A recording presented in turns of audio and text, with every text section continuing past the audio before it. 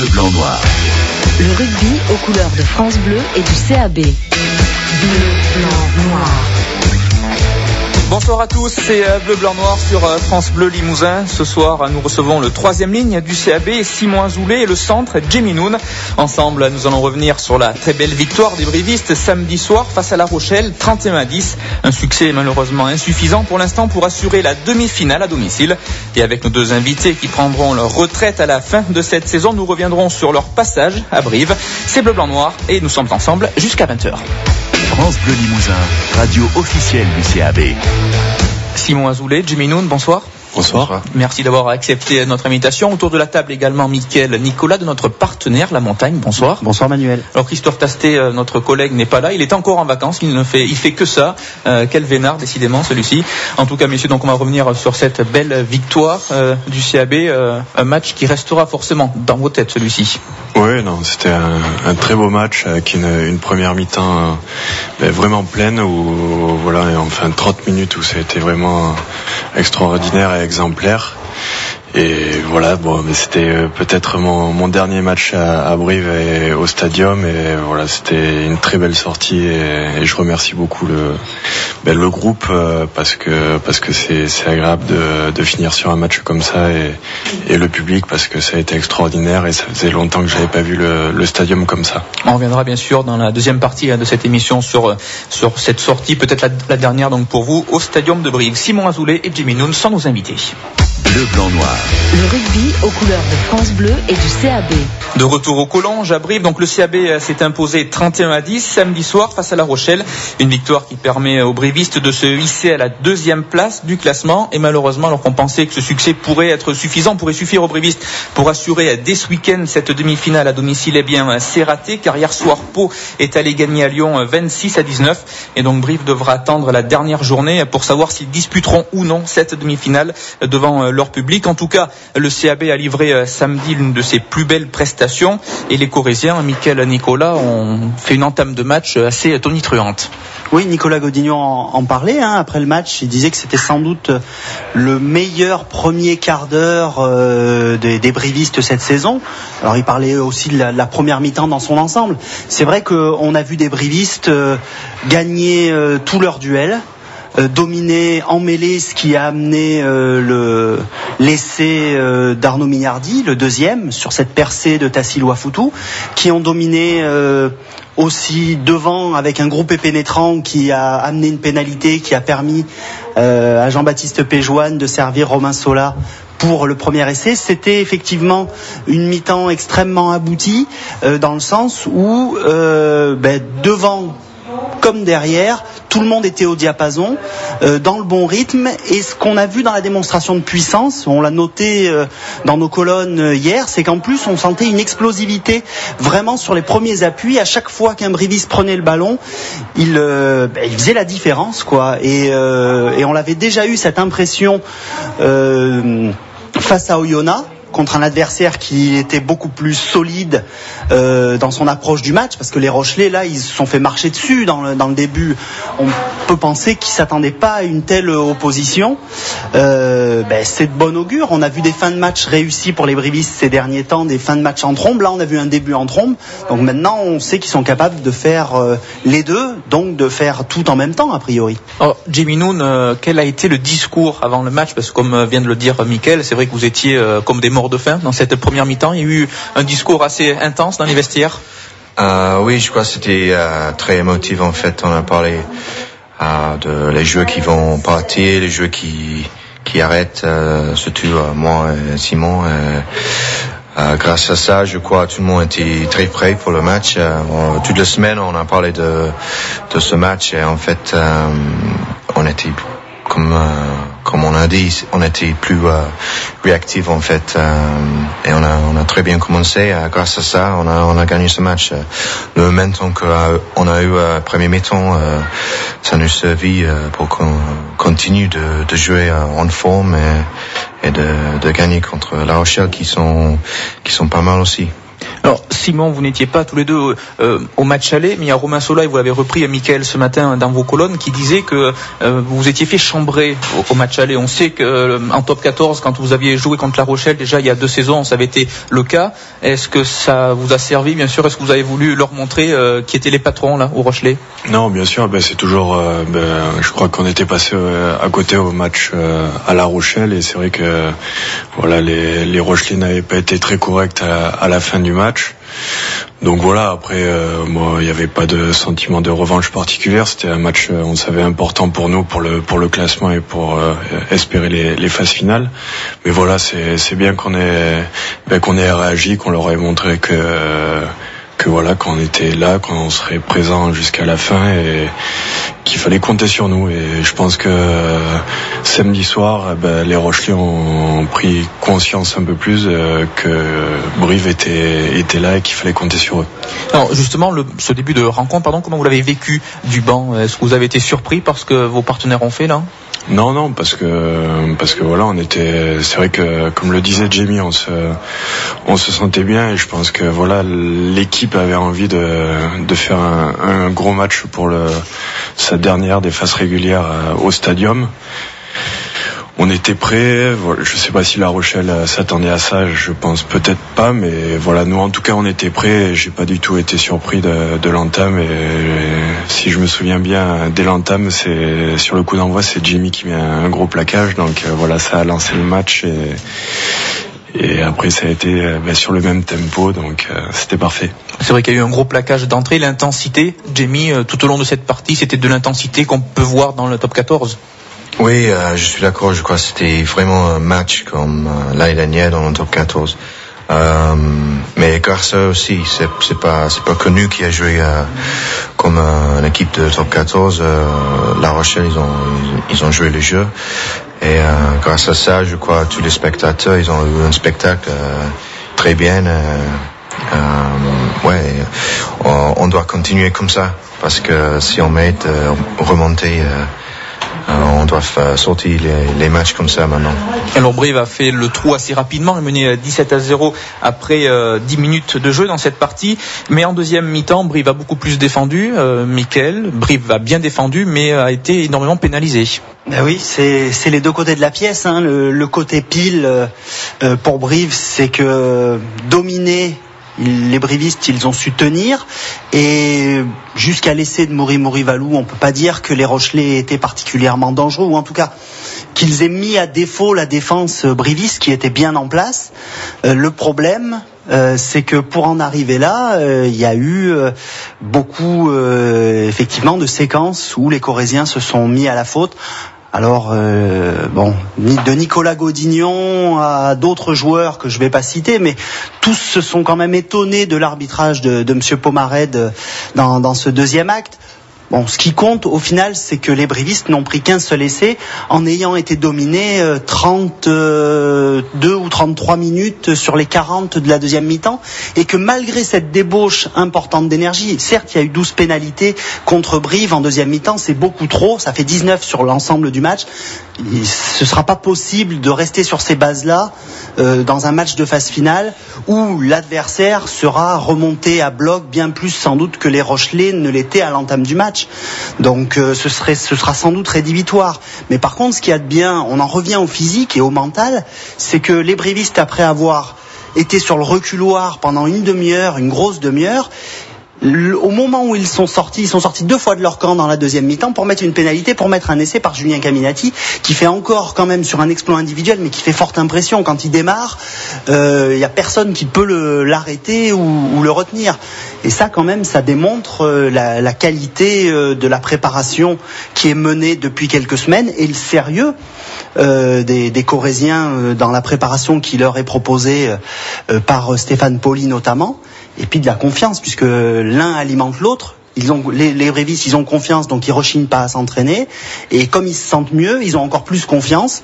Donc l'un alimente l'autre. Et c'est quand même de bon augure, même si il va falloir aller à Aix face à une équipe qui joue sa survie. Et c'est un scénario que les Corésiens n'ont pas connu depuis quelque temps, entre Albi, Colomiers qui n'avaient plus rien à jouer, ou des chocs de haut de tableau où il cherchait d'autres certitudes. Là, il va falloir remettre les mains dans le cambouis. Et ça va être, a priori, un match difficile, obligatoirement. Ce qui était important aussi, Jamie, en plus de cette victoire, c'est psychologiquement, parce que La Rochelle, vous risquez les rencontrer à nouveau au cours de ces phases finales, et vous avez peut-être pris l'ascendant psychologique en les battant là ce week-end. Oui, en fait, on a parlé un peu de ça avant le match. C'est vrai que peut-être plus tard, ça peut compter pour nous, mais d'abord, le plus important était de gagner ce match pour essayer de prendre la place pour le demi chez nous. Donc on va continuer avec cette petite aventure pour que on réussisse ce que était l'objectif depuis le début. C'est Bleu Blanc Noir sur France Bleu Limousin. On se retrouve dans quelques minutes, juste après M et le titre Baya. France Bleu Limousin, radio officielle du CAB. De retour au Collonges à Brive. Alors on l'a dit tout à l'heure, malgré sa victoire, Brive n'est toujours pas assuré de disputer la demi-finale à domicile, car hier soir Pau est allé gagner à Lyon 26-19. Donc au classement, ça nous donne Brive 2e avec 90 points, Pau 3e avec 88 points, La Rochelle 4e avec 87 points. Donc voilà, ça se resserre. Il y a très peu d'écart, et donc Simon, ça va vous obliger d'aller gagner à Aix dimanche. Oui, bien sûr. C'est vrai qu'on espérait tous que Lyon allait gagner pour s'éviter un dernier match à Aix qui va être compliqué parce qu'il joue le maintien. Mais bon, voilà, ça s'est pas déroulé comme prévu, et maintenant, il va falloir continuer à assumer nos ambitions, et on sait que ça va être un match très compliqué, mais il faut gagner à Aix. En tout cas, on le rappelle, Brive est assuré de disputer sa demi-finale, et le tirage au sort des demi-finales aura lieu dans la foulée du match de dimanche au Pays d'Aix. Alors soit Brive recevra ou se déplacera le samedi à 19h, ou soit ils joueront le dimanche à 15h10. En tout cas, Simon, vous êtes assuré de disputer ces phases finales, et vous n'avez pas eu l'occasion d'en disputer beaucoup avec Brive. J'imagine que c'est un moment là qui va être particulier pour vous avant cette fin. Oui, bien sûr. Carrière. C'est toujours agréable. Enfin, c'est vrai qu'on n'a pas trop l'expérience, et moi surtout l'habitude de ça, mais voilà, c'est vraiment un moment excitant, et voilà, les phases finales, c'est toujours particulier. C'est vrai que ça sent les beaux jours, et on a envie de se lancer à fond là-dedans. Donc voilà, comme vous le disiez, il nous reste un match contre Aix qui va être compliqué, parce que Aix joue sa survie en Pro D2. Mais voilà, c'est vrai qu'on aurait peut-être pu reposer certains joueurs, et ça aurait fait du bien, et travailler physiquement, mais voilà, on n'a pas le choix, et ça va être aussi un point positif, de garder ce groupe sous pression, et avant d'aborder les phases finales. Jamie, là, faut profiter au maximum là de ces derniers matchs qui arrivent. Oui, en fait, c'est un peu bizarre, parce que quelquefois tu sens que ton corps est un peu fatigué et tout ça, mais tu veux continuer parce que tu sais que c'est presque la fin, et surtout pour ce championnat, mais aussi pour ta carrière. C'est un peu bizarre, mais pour moi, je vais continuer jusqu'au bout pour que on remonte, et après top 14 pour Brive l'année prochaine. Alors Simon, on le disait tout à l'heure au début de cette émission, vous avez peut-être participé à votre dernier match au Stadium samedi. Finir sur une victoire comme ça, c'était la sortie dont vous aviez rêvé? Ouais, non, c'est vrai. C'était le plus beau cadeau que je pouvais avoir pour ma fin. C'est vrai que quand je pense tous les joueurs, quand on rêve d'une fin de carrière, on pense à un match comme ça, avec un super public, avec des joueurs du groupe qui ont fait le boulot, qui ont fait du super boulot. C'est vrai que voilà, c'était du caviar de rentrer dans cette deuxième mi-temps avec autant de points d'avance, et il y a plus de pression, il y a juste pour moi en tout cas l'envie de prendre du plaisir, et avec le public, ça a été un très beau moment, et je les en remercie. Je remercie beaucoup aussi l'équipe, le groupe, les entraîneurs, mes dirigeants, mon président, tout le monde. Ça a été une fin parfaite, et j'ai pas de regrets. Et si c'était mon dernier match, c'était un très beau match. Alors, il y a eu, vous êtes arrivé, ça fait 10 ans maintenant. Vous avez connu des belles périodes, notamment cette qualification pour les playoffs dès votre première saison à Brive.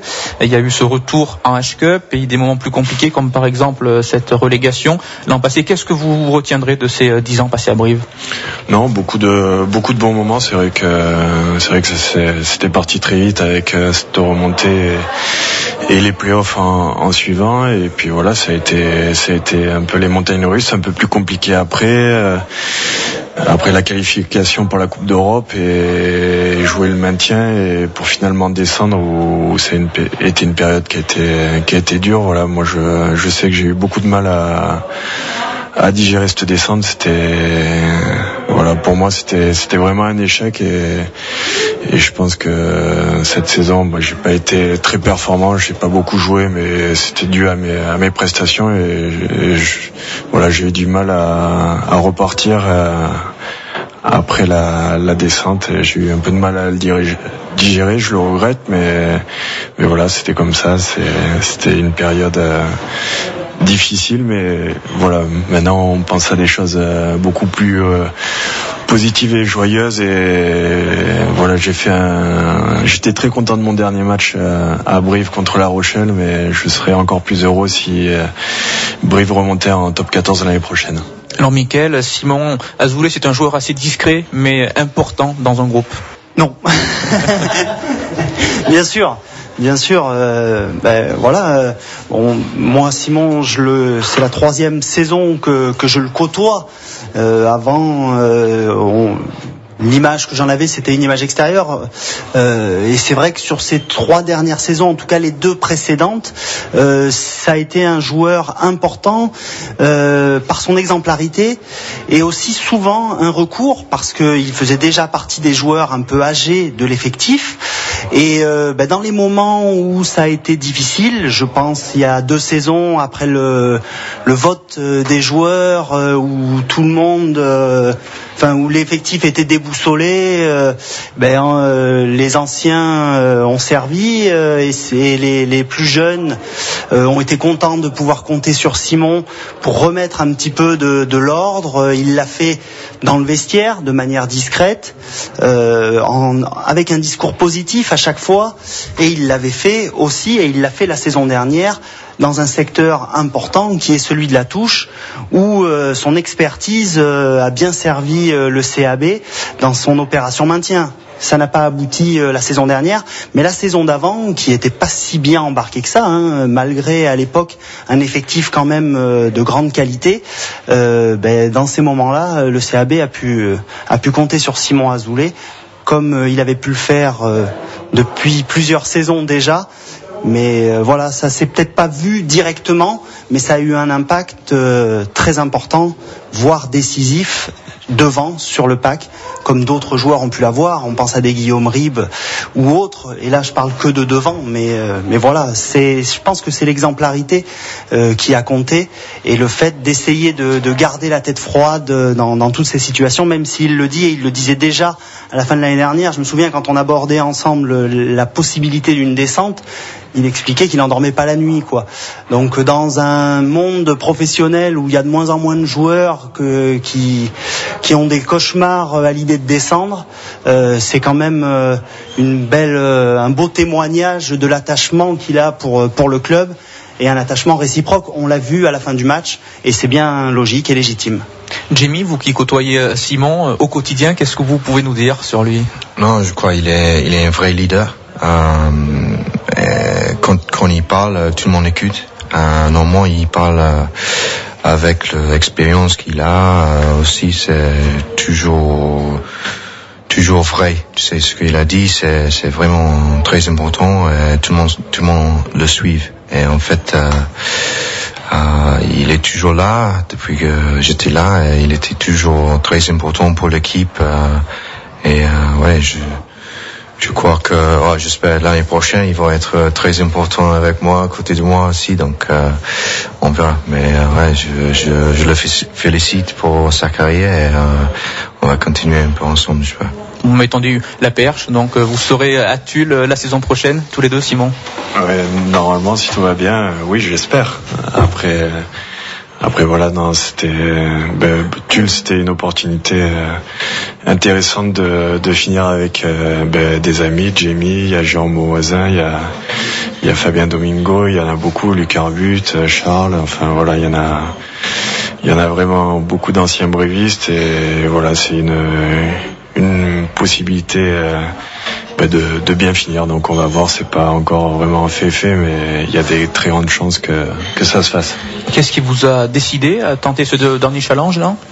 Non, mais c'était l'envie de bien finir. C'est vrai que cette année, ça a été un peu particulier pour moi parce que j'avais l'habitude de pas mal jouer les années précédentes. Cette année, voilà, j'ai pas été bon en début de saison. Je me suis blessé ensuite et les autres ont fait des très gros matchs. Et encore, quand on voit la troisième ligne contre La Rochelle, enfin Petrus, Tassi et Julien, je me dis que c'est peut-être le moment de prendre ma retraite. Non, mais au-delà de ça, voilà, Tulle, c'était de finir, de jouer un peu plus, et de finir avec des amis, avec des gens que j'apprécie et que je respecte. Et pour vous, Jamie, alors, qu'est-ce qui vous a décidé à partir à Tulle ? Un peu pareil que Simon. Pour moi, je sens que je peux continuer. J'ai l'envie de continuer de jouer. En fait, rugby, c'est ma vie. J'ai vécu ça depuis 15 ans et je crois que je ne peux pas arrêter un jour et dire ouais, c'est fini. Donc je suis obligé de continuer. Surtout ma femme, elle me dit allez, tu dois continuer parce que je suis un peu difficile pendant l'été parce que j'ai vraiment besoin de ça. Donc ça m'a permis de continuer de jouer un peu, aussi de jouer avec mes copains. Ça va être un peu différent, mais bon quand même, je crois. Simon, avant de terminer sur vous, on parlera plus de Jamie dans la prochaine partie. Vous comptez rester dans le milieu du sport quand même, professionnellement, maintenant je parle ? Non, c'est quelque chose, enfin, c'est une possibilité, c'est quelque chose qui me plaît. C'est vrai que voilà, ça m'intéresse de comprendre et d'apprendre comment fonctionne un club. C'est vrai que voilà, le terrain, je sais pas si je suis vraiment fait pour ça, mais voilà, j'ai envie de reprendre des études. À Limoges, au centre d'économie du sport. Hein. Oui, non, je sais pas. Après, c'est une possibilité. Je suis candidat, mais c'est compliqué d'intégrer cette école. Donc voilà, j'ai envie d'apprendre, d'essayer de reprendre les études et de me former, et pourquoi pas, si j'ai l'opportunité, dans le sport, ça serait super pour moi parce que j'aime le rugby, j'aime le sport, j'aime les valeurs qui en résultent, et pour moi ça serait le bon compromis entre une fin de carrière sportive et une reconversion professionnelle. C'est Bleu Blanc Noir sur France Bleu Limousin. On accueille maintenant Macklemore et le titre Can't Hold Us. France Bleu Limousin, radio officielle du CAB. Alors Jimmy Noon, vous êtes rentré en premier sur la pelouse. L'autre soir, vos coéquipiers vous ont laissé quelques mètres d'avance pour fouler en premier cette pelouse que vous connaissez bien maintenant. Qu'est-ce que vous avez ressenti à ce moment-là ? C'était, comme je disais avant, c'était très émotionnel. C'est un bon moment. C'est vraiment un moment très important pour moi. Le fait qu'il me paye et j'ai le soutien de l'équipe, c'est très bien. J'étais très honoré d'être là avec eux, d'être titulaire, surtout peut-être le dernier match au domicile. Donc c'était un moment très bien pour moi, et donc je le remercie pour ce petit moment que j'ai eu. Alors vous êtes arrivé au début de la saison 2009-2010 en provenance de Newcastle. Vous aurez connu 2 clubs dans votre carrière, les Falcons et Brive. Vous ne regrettez pas votre choix aujourd'hui ? Non. En fait, oui, je suis très content que nous sommes venus. Pas que pour moi, mais pour ma famille, parce que on est très bien installé ici. On a rencontré plein de gens, et je crois que c'était une bonne décision pour nous. Pour moi, d'être un joueur de 2 équipes, ça, je suis très fier de ça aussi. J'ai toujours joué en noir et blanc, et c'est c'était comme ça. Et j'ai vécu plein de choses très bien avec les deux équipes. Alors Mickaël, Jamie, c'est l'exemple même d'intégration dans un club. Ben, on l'entend au micro déjà. C'est maintenant, il parle parfaitement le français. Alors avec quelques petites fautes de grammaire, mais bon, on en fait aussi. C'est quand même pas mal, hein. C'est quand même pas mal. Voilà. Et ça démontre à quel point il s'est plu et bien adapté à la vie française et à la vie corrézienne. Jamie, c'est quelqu'un qu'on voit aussi bien durant l'été à Béna se baigner en famille que dans les rues de Brive ou à la pêche. Enfin bon, c'est quelqu'un qui vit réellement, qui est pas venu ici en autarcie, voilà, et qui ferait seulement le chemin du stadium. Donc c'est pour ça que c'est important et que son empreinte restera pour le club, parce que dans le rugby professionnel, il y a énormément de joueurs étrangers qui vont d'un club à l'autre et qui n'ont pas toujours le temps ou l'envie, pas que pour de mauvaises raisons, tout simplement souvent parce qu'ils sont complètement absorbés par leur carrière sportive, mais qui ne prennent pas forcément le temps de s'imprimer, plutôt de profiter de tout ce qu'il y a autour. Et aujourd'hui, on peut dire que Jamie Noone est un Corrézien. Et ben voilà, c'est un bel exemple de réussite. Je repense à ce que disait Simon Gillam il y a quelques semaines sur cette antenne, où il disait on avait recruté Ricky Fluté juste avant, alors ça n'a pas bien fonctionné. Du coup, quand Jamie est arrivé, j'étais un peu inquiet, on savait pas trop, et il le regrettait pas. Et je pense que pour réduire, alors j'ai réduit Simon Azoulay, le joueur, notamment à la touche.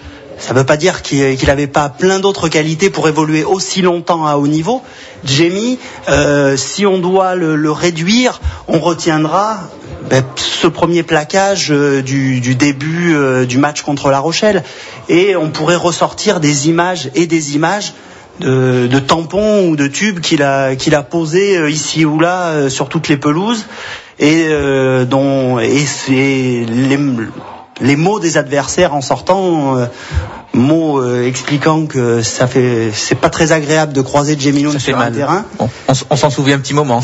Et que oui, alors a priori en Fédéral 1 ou en Fédéral 2 la saison prochaine, je pense que ça fera partie des joueurs qui seront surveillés et craints pour ces raisons-là.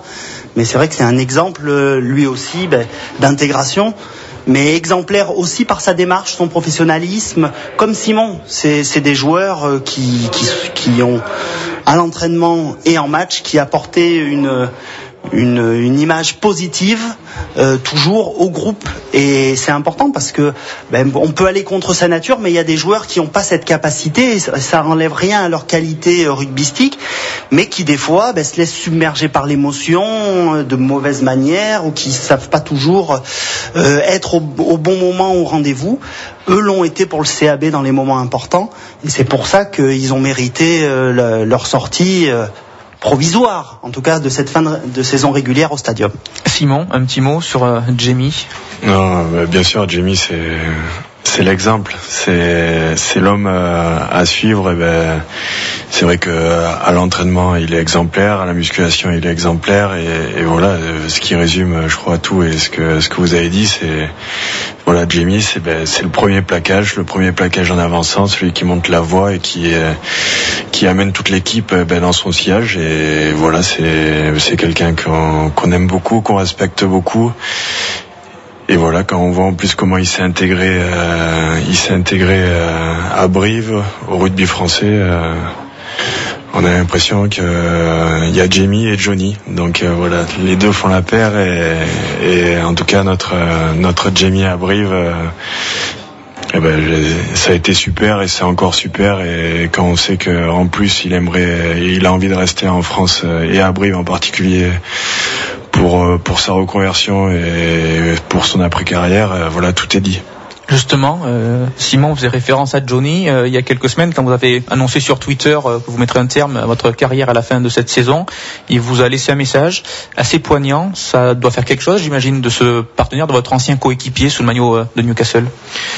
Oui, non, c'est très bien qu'il a mis tout ça, mais je crois que c'était un peu normal parce qu'on est les meilleurs amis, donc on a travaillé, on a joué ensemble depuis longtemps, donc c'est normal que ton pote il va ajouter quelque chose, mais c'est pour moi ce que t'es plus étonnant, c'est que les autres joueurs qui j'ai joué contre, qu'ils ont mis quelque chose, qu'ils ont ajouté quelques mots, ça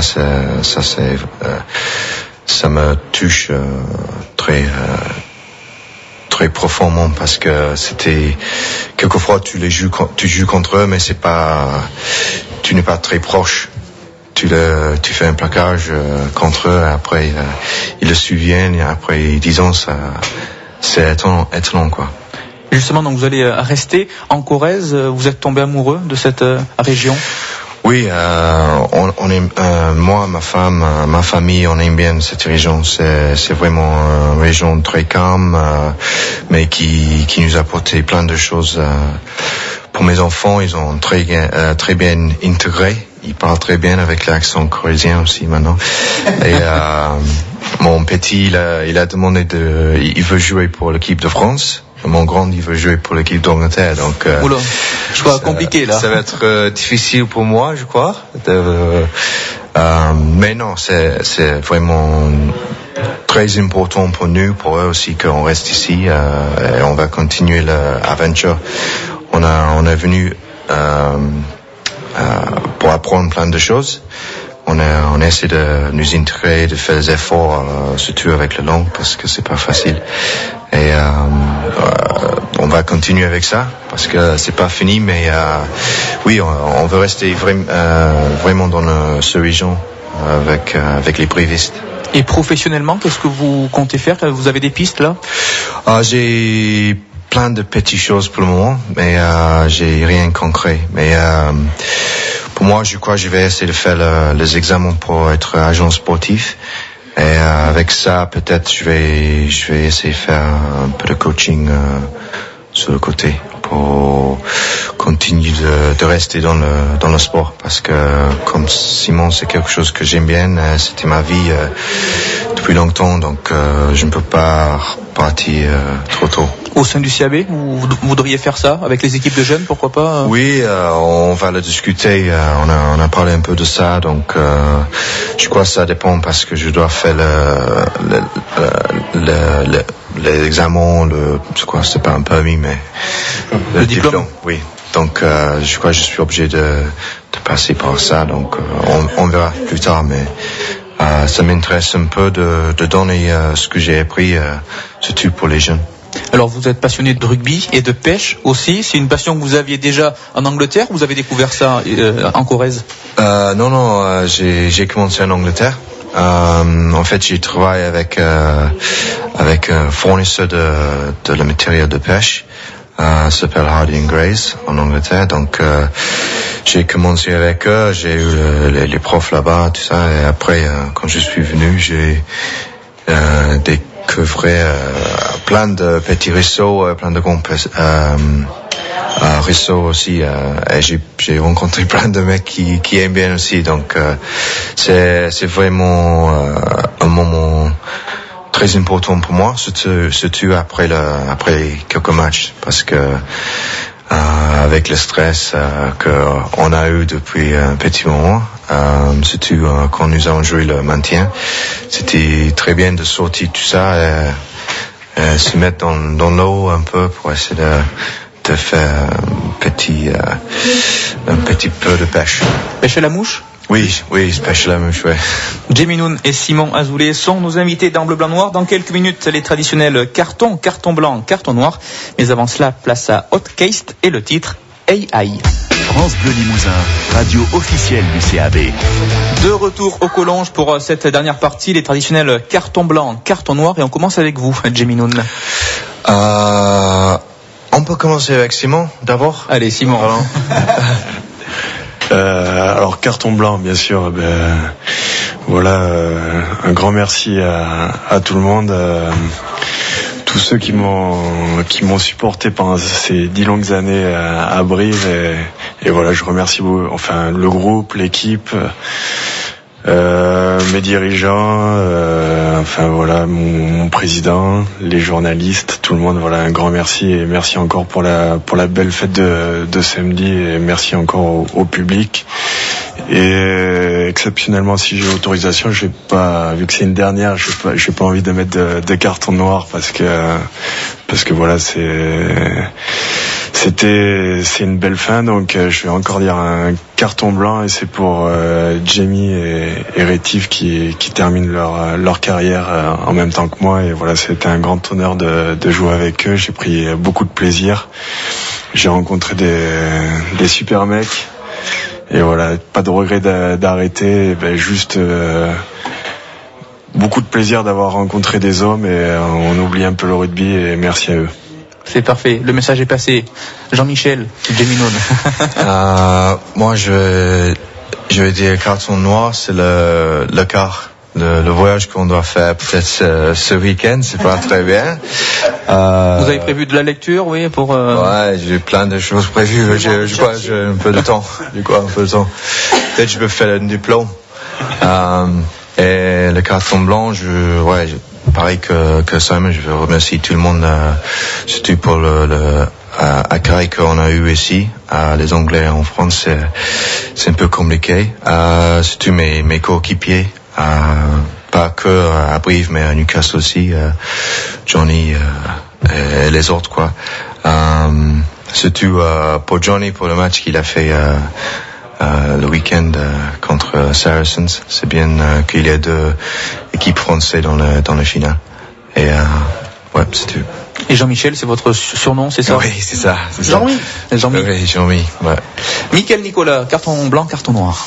Mon carton blanc sera pour le pote de Jamie Nunn, pour Johnny Wilkinson, pour son match et ce drop incroyable à la fin du match contre les Saracens, et puis pour sa classe qu'on connaissait déjà. Puisque il a certainement pas tiré la couverture à lui, mais il a loué le travail de ses coéquipiers qui ont fait en sorte de le mettre dans ces situations pour avoir des pénalités ou pour tenter le drop. Mais bon, il nous enlèvera pas de l'idée que si ça avait pas été lui, ça aurait peut-être pas été gagné d'avance pour Toulon. Voilà. Et le carton noir, peut-être un peu facile, mais en même temps complètement mérité pour les Lyonnais. Pas seulement pour leur défaite d'hier, mais pour leur saison. Quand on annonce des ambitions comme ils les ont annoncées et qu'on démissionne parce qu'on n'a pas été loin de ça quand même sur les derniers matchs. Je trouve que c'est un peu dommage, et dommage aussi dans une certaine mesure de se retrouver à fausser plus ou moins la course à la qualification, alors que des équipes comme Brive qui ont eu leur lot de difficultés dans la saison ont su s'accrocher et se remuer, se bouger pour donner le meilleur, en tout cas en termes de résultats.